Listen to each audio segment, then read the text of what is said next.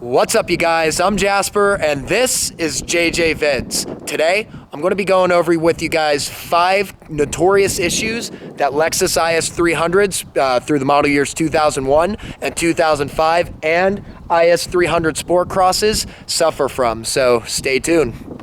To start this list off, I'm going to have to open up the front door. We're going to have to sit down and look at the dash right here, because the first notorious issue that these cars came with between the model years 2002 and 2005 does not include 2001 model year is the sticky dash right here. So as you can see, it's just starting to disintegrate from the heat and the wear, and it basically it causes it to, have all these scratches, and it causes it to become a bit sticky as well. You see, I just put my finger right there.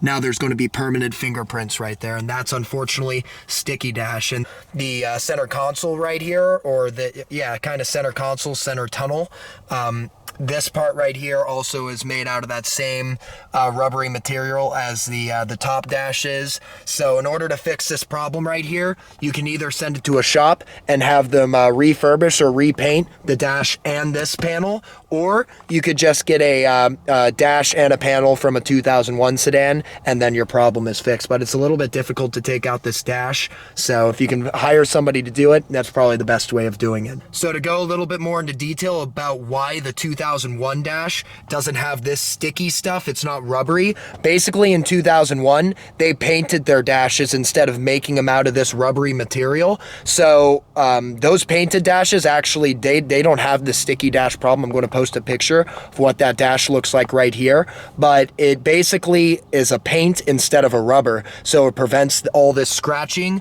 and malware from taking place. But another issue, that notorious issue that these Lexuses suffered from, number 2, is the GPS. Now my car luckily doesn't have the GPS. I'm going to post a picture right up here of what the GPS looks like, but a lot of the IS300 sedans and Sport Crosses were optioned with this GPS unit, and what it was a really early generation, or a really early take at a GPS system. And in modern day standards, since we're in 2021 now, it was really slow, really glitchy. I mean, it takes you 5-10 minutes to try and input an address in. It's a really bad situation, and the motor that lifts up the screen in order for you to actually see the display is prone for breaking as well. So if you buy a higher mileage one of these things with a GPS system, it's probably, there's a pretty good chance that that motor is going to be broken to actually lift up the GPS, so it's pretty much useless. So I'm going to show you guys another notorious issue. This is a Sport Cross only issue right here, and that is the rear tailgate, or the rear trunk lid, lift gate, whatever you want to call it. I got to open this up a little bit.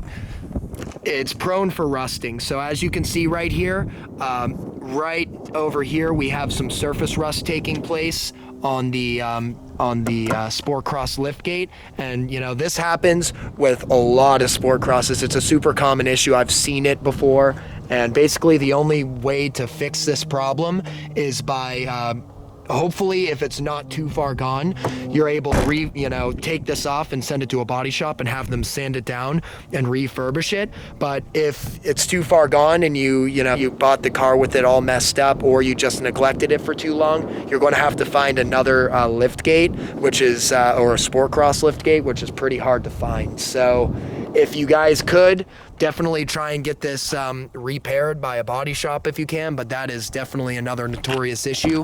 The reason why this happens is because, from my knowledge, is that water seeps in through this little gap right here, and then basically that allows the moisture to get underneath the paint and to kind of go right here. If I lift this up, you can kind of see it's already starting to crack and wither away there. But that, unfortunately, is another problem with the IS300, in particular the IS300 Sport Cross. But now I'm going to go up to the front and I'm going to show you the engine bay, and I'm going to go over 2 other notorious issues over here. So now that the engine bay is open, the third notorious issue I'm going to go over with on the IS300s, this applies to all IS300s, not just sport crosses, is this powered steering pump. So this is prone for either failure or it's prone to have a powered steering leak. In my previous Lexus SC300 that has the same powertrain as the IS300, I experienced a powered steering leak, and then attempting to fix the leak, my pump went out on me right after that. So I actually experienced both of those problems in my last car. This car right here has a minor powered steering leak, and you can basically tell by whenever you turn on the car and you try turning the steering wheel, you'll get a really weird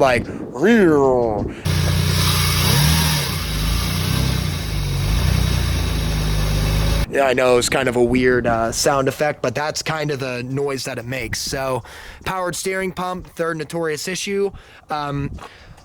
The fourth notorious issue is the OEM radiator right here. So as you can see, I don't have the Denso OEM radiator. I'm going to post a picture right up here of what that looks like. But I replaced my OEM radiator with this Denso full aluminum radiator because that OEM Denso radiator it's half made out of plastic, and basically the seals from where the plastic and from where the metal is to actually radiate the water to make it cooler, those seals are prone to kind of break or leak. And if you have a leaking radiator, then that's kind of that's game over for your radiator. And I experienced that problem on this sport cross right here. So one of the first upgrades I did was the full aluminum Mishimoto radiator. I'm going to leave a link right up here in the description.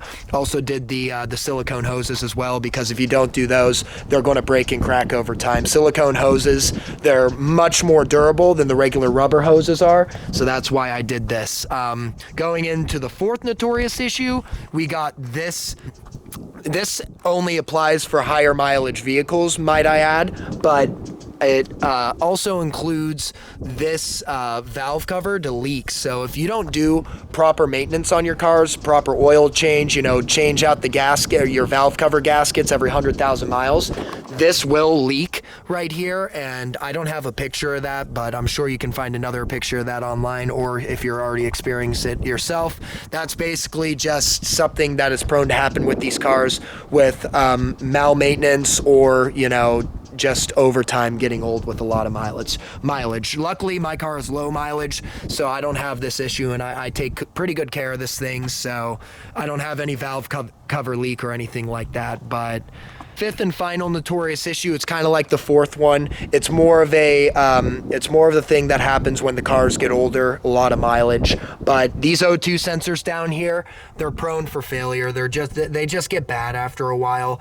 I have in these Lexus IS300s, it comes with 3 banks. So you have bank 1 right here, then you have bank 2 right there, and then the third bank, you're not going to be able to see it, but it's basically right past that little bracket right over there. It's up there, but there's 3 O2 sensors on this car, 1, 2, and then the third one back there. But pretty much the first O2 sensor is going to be the first one to go bad, because that's your O2 sensor that reads all your raw fumes. The second and third O2 sensors, they're just going to go bad after a while, after putting a lot of miles on them. So if you're looking at an IS300 that may have a check engine light or something, make sure you bring your scan tool and you find out whether or not it's an O2 code, because a lot of the times that's what it is for these higher mileage Lexus IS300s. And it's no big deal. You just have to replace them. It's really easy to do them by yourself. I mean, an O2 sensor, it's anywhere between $60 and $100, and the labor's like $200 if you can't do it yourself. So it's not too big of a fix. But I think with that being said, that's a great place to leave off today's video. I got to go over 5 notorious issues that plague these IS300s and sport crosses. Actually went over a couple, like 6 or 7 if you guys were counting along. But with that being said, if you guys enjoyed the content, please be sure to give me a like and subscribe, and I'll see you guys next video. Thank you for watching. Cheers.